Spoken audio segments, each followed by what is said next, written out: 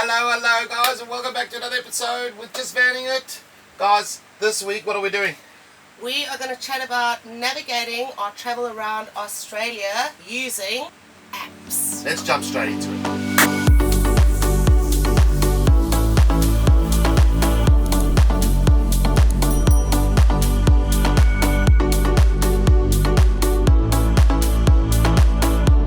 Proudly brought to you by ICHECK TPMS. So, Howith. Hang on. I'd like to say good day. Hope you guys are having a great week. We've done a few modifications to our space. I hope you guys will pick that up, but I won't mention what it is. But anyway, sorry about that. Got a cup of tea. Alright. Howith. We do live a nomadic lifestyle, and a lot of our travel involves remote travel. So one of the benefits of that is being unplugged and living off grid. However, we do live in a modern world, and we do need some of those, I suppose, luxuries of being able to still have access to modern amenities and services. Communicate with the rest of the world. Yeah. So the thing that does underlie this is obviously the ability to connect to the internet, because the majority of apps are online, and how we go about that is through the use of Starlink. Now, we did do a video on Starlink. Let's drop it up in the corner over here or there, wherever. Yep. But essentially Starlink has changed the way we travel. We won't go into it in too much detail, but exceptional if you're working on the road, if you're schooling children on the road, if you have older children at home and you want to keep in contact with them or keep an eye on what they're doing, or alternatively have parents that you want to stay in contact with.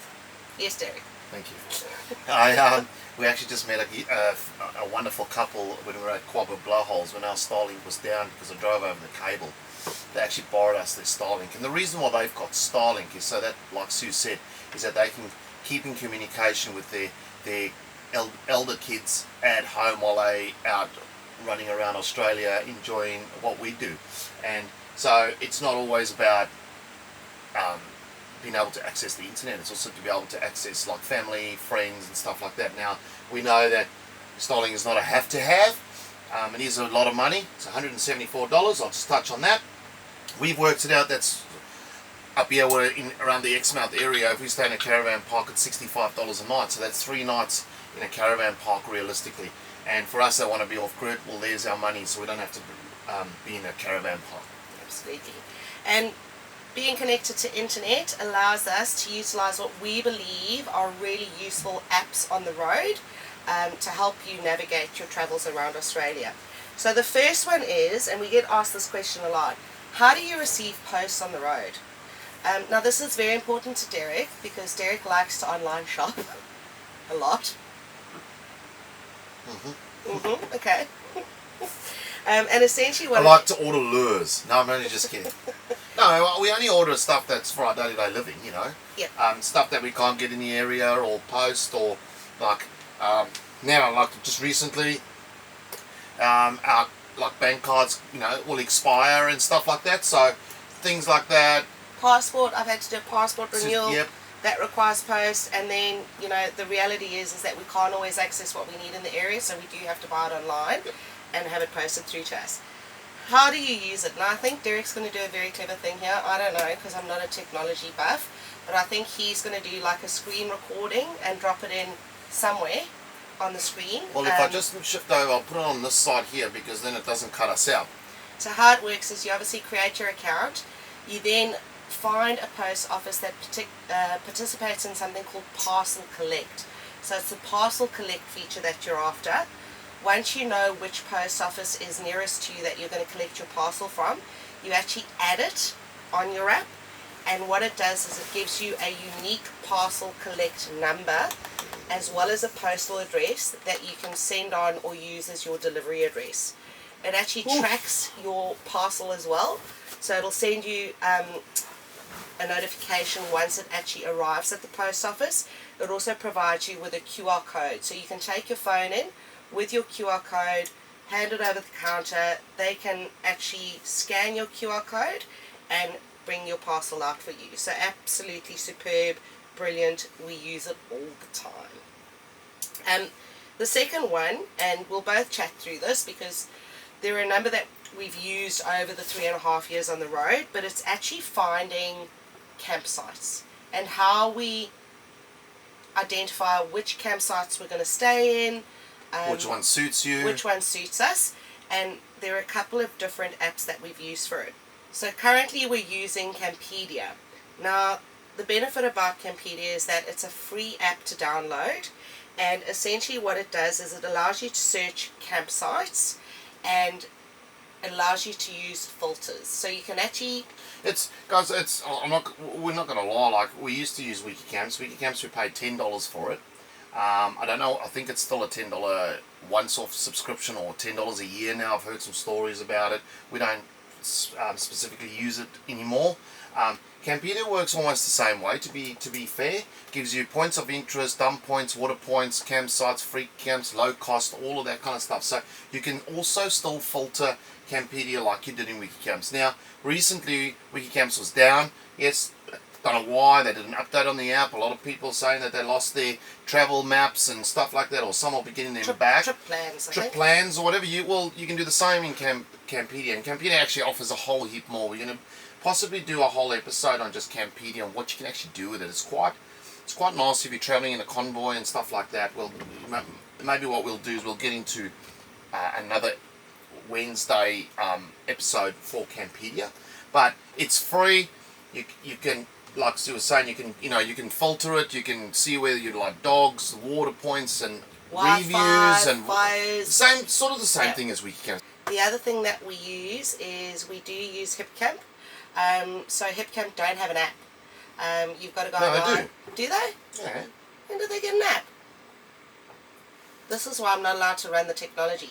Hipcamp do have an app. Do you have an app? And essentially it works in a very similar way where you can enter your destination. It'll bring up information on Hipcamps in the area. It will provide you with information as to whether they are in terms of accessibility. Let's first explain what Hipcamp is. We believe Hipcamp is like people letting people come stay on their property. Yeah.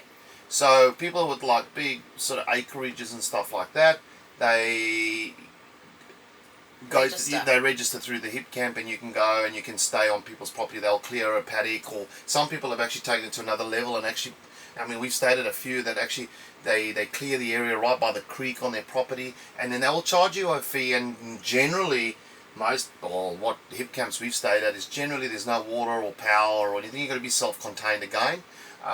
Some will maybe offer you, there might be some rainwater tanks, stuff like that. I can't say. There might be toilets and amenities. Yeah, it all comes down. And it all comes down to like the cost as well. Now, we have also picked up that Hipcamp did get a little bit more dearer than when we first set off, because it used to be called something else. Yeah. It was never an American company bought it out. Anyway, so that's another app we use if we can't find any camps around an area, because especially traveling with a dog. Yeah, and the great thing about all these apps, just to call it out, is it calls out accessibility. So we all travel in different rigs and in different ways. So it'll actually call out, is it caravan friendly, is it motorhome, is it camper trailer, is it 4x4 access only. And some of them got some beautiful places on their property, like that Black Island that we stayed at, that we got bogged 7.5 hours down in the creek. We got to stay up in the actual paddock. It's just beautiful views, and there's some really nice ones out there if you dig around, and you can find some. So if you are in Queensland, Black Iron on Hipcamp, outside Proser Point. Again, just a lovely Australian family. They've cleared a paddock. They've got their own access to the river. I do believe that they've got some tiny homes that you can rent if you don't have a caravan or a tent, etc. Outdoor bathtubs. Anyway, I'll leave it at that. Just a really great place to go. Beautiful. Beautiful. I will let you talk through the next one because it's definitely not Sealanders. I'm getting to an age where I might have to get my eyes tested. Anyway, which one's next, darling? You need to get your eyes tested. This one? Yeah. Alright, Fuel app. Now, we use Fuelmapaustralia. Now, when we did a video towards the end of last year, we did one on how to save some money. A lot of people reached out. There's a few different fuel apps for Australia, and we use Fuelmapaustralia. We set off, and that's one I've been using. Now, we don't actually specifically use it to see the cost of fuel. Now this might sound a bit, I don't know. It is helpful. It's helpful, but just don't know if it's sometimes it's updated. outdated because, you know, I have noticed like servos, you go past a servo this morning, it's like $1.89 for diesel, you come back lunchtime and it's gone to $1.92 until they update the app, if you get where I'm going with it. But what we actually use it for, so there's been a few trips that we've done in 3.5 years that I actually use it because we don't have a long range fuel tank on the cruiser due to weight, and extra jerry cans and whatever like that.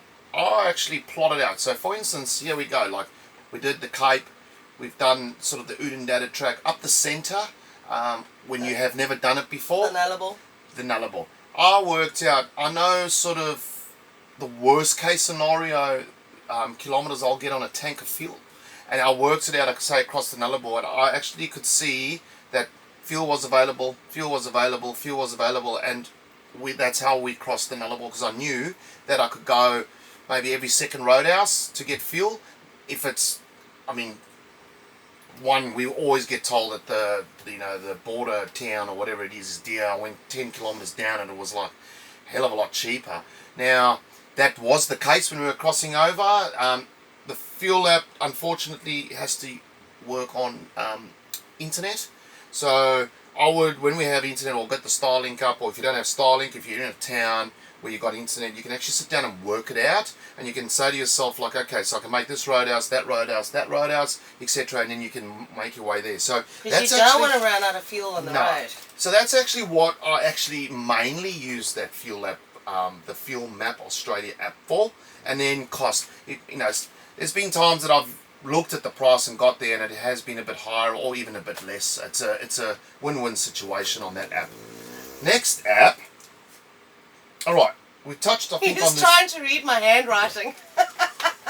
She's been actually creating and doing a lot of research on these midweek episodes, so drop a comment in down below and tell us if she's doing a good enough job. But I think I need to do a little bit more research myself on what Sue's done. But anyway, I think we touched on this a couple times, but another one we use, so Google Maps is okay for when you're sort of just driving and you think you were just going to go, let's say for instance from Brisbane to Rockhampton, and you were just going to go along there, or Melbourne to Sydney, or vice versa. Great for that. As soon as you start heading a little bit off track, and also if you don't have internet, well then Google, well, I think Google, if you put your destination in when you've got internet and you hit go, and you don't close it or don't end your route. Now this is on I think this is on iPhone, Samsung, Apple Maps, Google Maps. If you stop and you end that route and you're not in service, you won't be able to get directions again. So this is where you get we use Hema Maps, but the app on the phone. We used to have that thing, like last week we said we got rid of it. I downloaded it, was $100, a lot of money.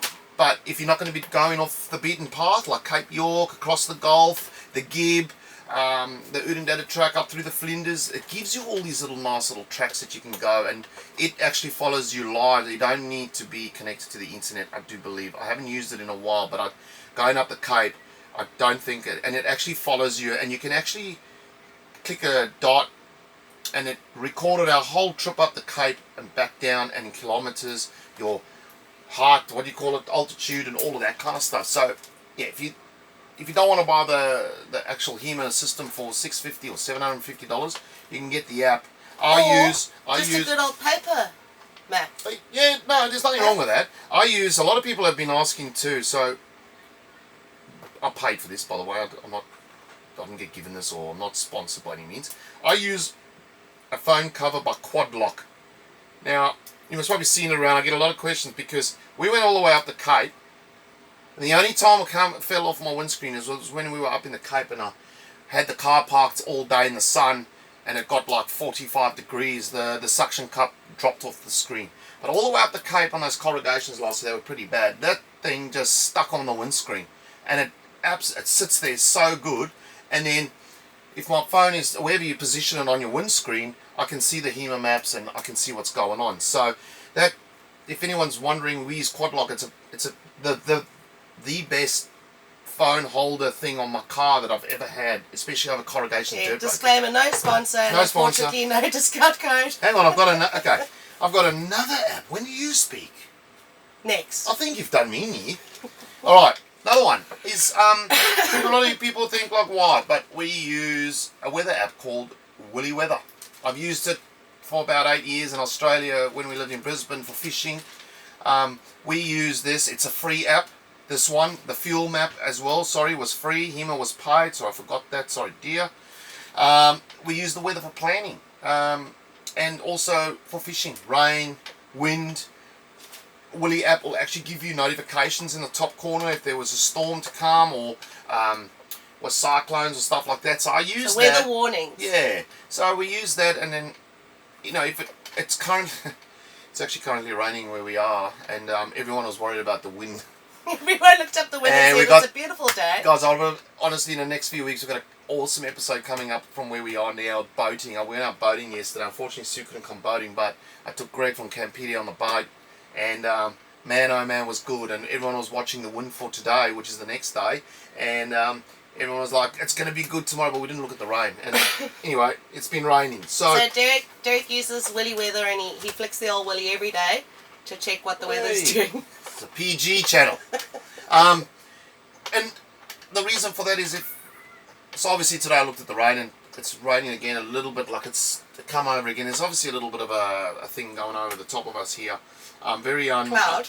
No, it's a very sort of, is that the right word, unorthodox time of the year for it to be, it's raining, so I believe the Gibbs closed. That's most probably going to throw a little spanner in our works for our travels, because apparently there's more rain coming, and if we can't cross the top, we've got to come all the way down around the bottom, but that's not a problem. But the reason what I'm trying to get at is if we were able to move around a bit more freely around Exmouth, which we aren't because of school holidays, if it was raining here for 3 days and the Willy Weather told me that, I could then try and look, you know, realistically 400 k's or 300 k's inland to see if there was any rain or any wind or anything like that. Then I could most probably say to redirect us a little bit and stuff like that. So that's something we use for our weather. Oh, here's an app for Sue. Right, here we go. I'd just like to say that. Oh, this one is one, yes. Here we go. Pause this. Yes. There was nothing on there about quad lock.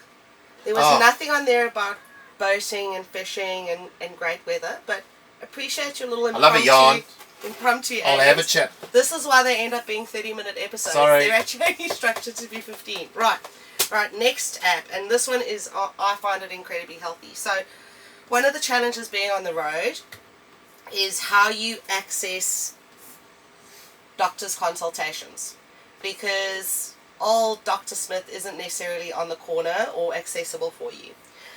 So I use an app called Instant Consult. Derek can put it in anyway.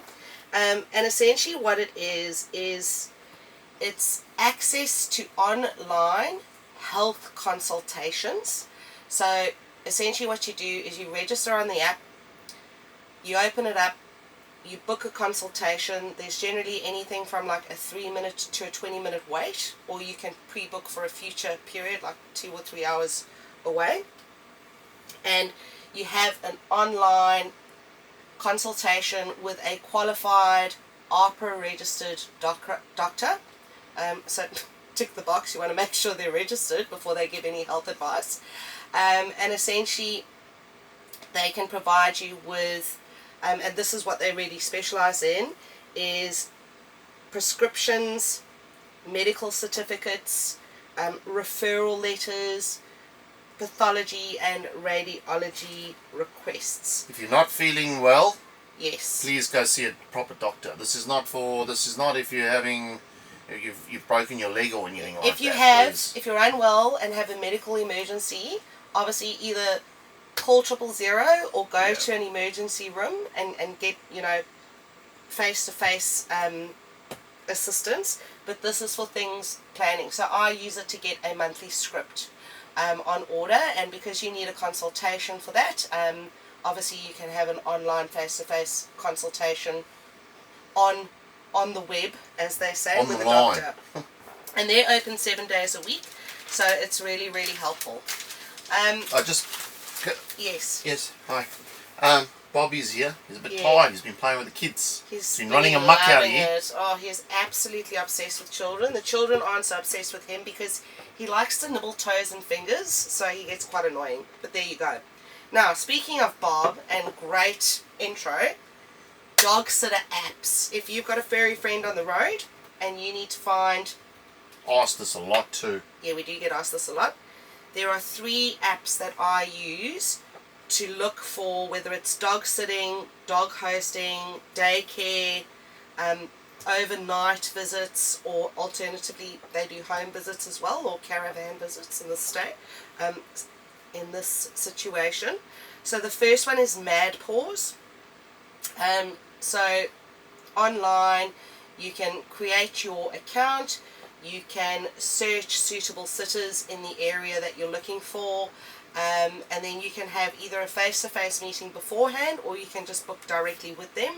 It's booked online, it's paid online. They also have reviews, and it gives you whether they've got repeat guests, so you know that you're sending your loved fur baby to somebody who is experienced and does have repeat guests.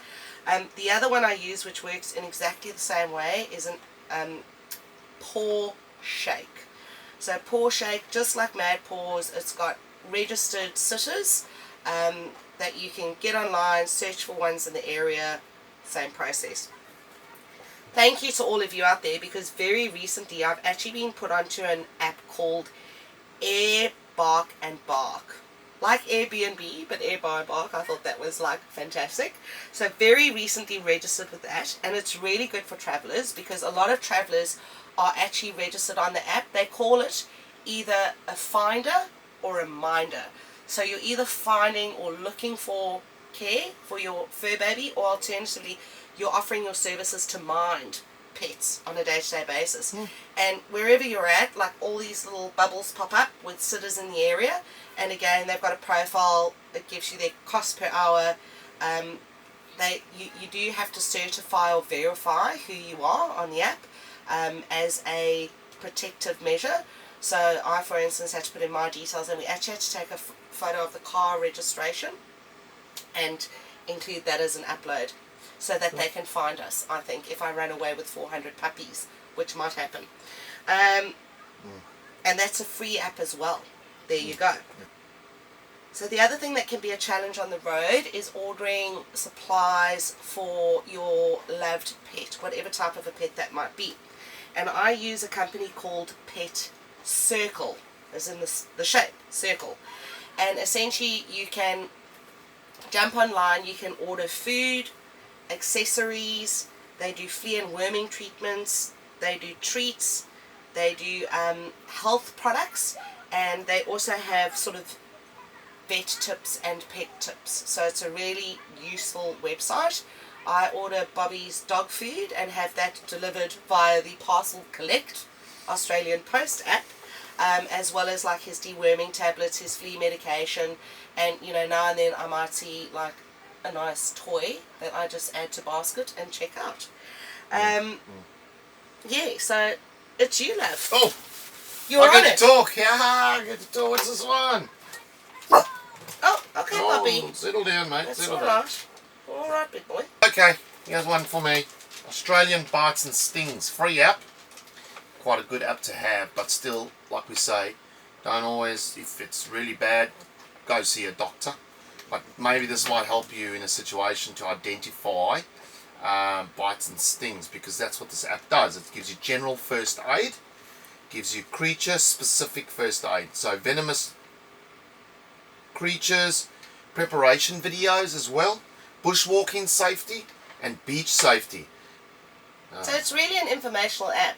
At the end of the day, it's to prepare yourself for travel, and if you have either a venomous bite or a sting by an animal, it's got a lot of information on that website, as well as hints, tips, guides around general first aid to help you prepare. Okay guys, the last app is the Gday Park app, isn't it? Gday, absolutely. We've been a member since we left, and for $50 for 2 years, you start off on a mate tier. Mate tier. Now, if you stay for 10 nights, they push you up to what they call a great mate tier, and you get more perks. And then if you stay 20 nights a year, you get up to a best mate tier, which then gives you more perks. So we're on a best mate tier because of 3.5 years, which then gives us 10% discount on bookings. You can book online, is that right? You get 1 night free accommodation through that year. There's quite a bit going on here. You get free equipment hire for 6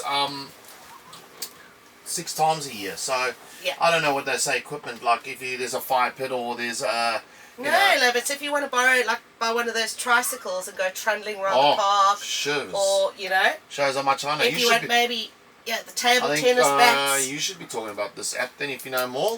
I like the benefits.